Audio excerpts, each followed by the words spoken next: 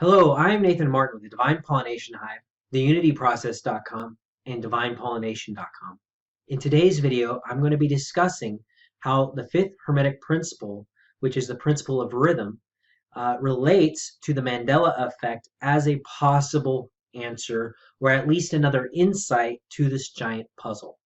I'm not claiming to have conclusions about the Mandela effect, but I do think that it is a puzzle that we can find all the different layers and pieces of, and we can start to piece them together, connect some dots, and see where it all leads.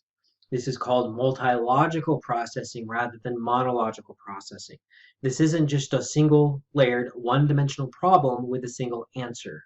This is a multi-layered problem with lots of causal factors that we might not even be aware of. And so we need to start becoming aware of these multiple factors so that we can have a better idea and a better understanding of what is actually going on in the big picture. If looking at this is something that interests you, stay tuned.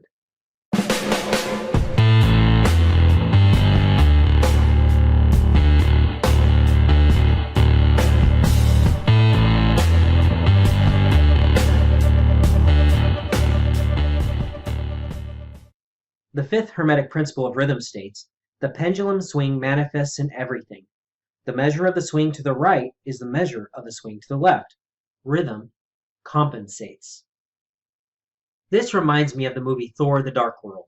In Thor: The Dark World, you have a convergence, an alignment of the 9 different worlds so that there's like a portal that is open where all worlds are now in a single alignment. Now, this does not happen at Ragnarok. This is a separate event, Ragnarok being the end of the cycles. But the principle of rhythm also has to do with cycles. And this alignment also happens at a cycle. So what you have is a giant sine wave, and these waves kind of go like this. They intertwine each other, and at each of these points is a convergence. And you might have some really fast modulating ones, which converge really frequently. Then you might have some bigger ones that are slower, and they're going to merge at a less frequency, because frequency is how many times it intersects this line. Then you're going to have other cycles that are really slow and broad, and they're crossing at these, very slow intervals in time.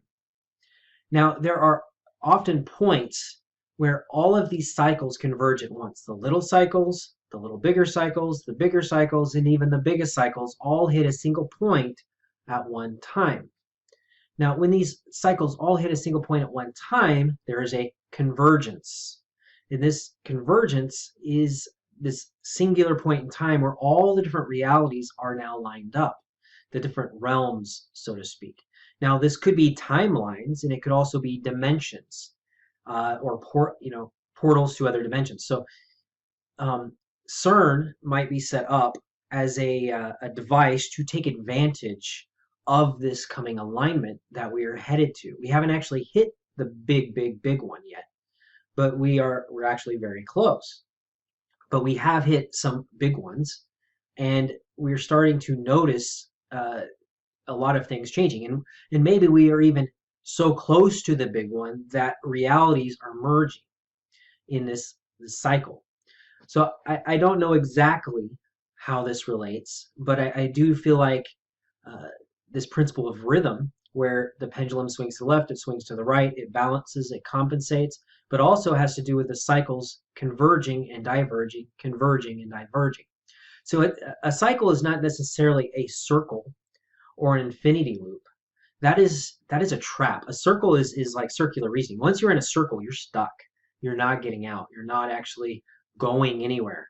You're in a hamster wheel going nowhere. If you are in an infinity loop, you are also stuck because you're now in this soul trap. You're in a trap of your own mental constructs, your own thinking, your own circular reasoning. However, on cycles as a sine wave, where they're doing this thing along a linear path, or actually it's more like a spiral path, as they spiral around the line. A sine wave really is a spiral. As they're spiraling around this line, at different points there are these convergences, and at these convergences there is opportunities for change. There's opportunities to jump tracks, so to speak. So if you were on one track going in one destination, you were going to be on one cycle. You can jump tracks at this singularity to a different set of cycle, or to a different cycle. So maybe you were on a path to destruction, and now you've jumped tracks to a path of unity in life, but not external unity, but internal unity that reflects outwards, and not just this enmeshed oneness Borg unity. So that is different possibilities in these converging cycles, or converging and then diverging cycles. So all the cycles in this point will be in a singularity at this point. And then from this point, there is a choice that must be made. Do we stay or do we go? Do we stay on this cycle or do we jump tracks to this cycle? These are choices that get to be made. Maybe these cycles are going to keep converging, and we're going to be nearer and near the singularity. Maybe it's a year away, maybe it's 20, 30 years away. We don't know. But you can tell, especially with all these Mandela effects and the stuff that's going on in the media and the stuff that's going on in our world today, the wars and rumors of wars, as well as the stuff that CERN is doing to manipulate time-space. All of these things point to something big happening, especially with quantum computers and their own version of the singularity, where they're going to try to merge human consciousness with artificial intelligence and mechanical consciousness. And consciousness causes matter is one worldview, and you have matter causes consciousness is a different worldview. You can literally flip yourself outside in once you get into this perspective that matter causes consciousness. So a lot of the occultists are trying to trick people into this perspective of matter causes consciousness, so that they will see that, hey, look, we caused consciousness with artificial intelligence. That's proof that matter causes consciousness. Now merge with it. Well, that's a soul trap. That's consciousness causing matter being turned in on itself, so into a smaller box, a very small box actually, a small reality, where now matter causes consciousness. This is a what's called a negative feedback loop, where the soul will now be captured and harnessed and harvested. This is not the timeline. This is not the track that I want to stay on. I'm not going to make that choice, but we each have a choice. We have a point of decision, which track we're going to jump onto. And there are many tracks and gradients of these tracks, as you can see in the picture that I've been demonstrating and showing with the different sine waves. In fact, this is very limited compared to the infinite number of tracks that are actually getting ready to converge into one and then diverge back into the infinite number again.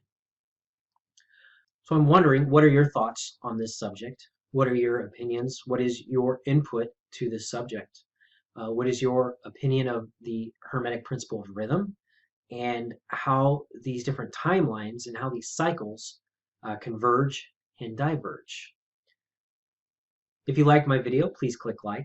If you have any questions or comments, please leave them in the comment section below. Be safe, be sovereign, be well.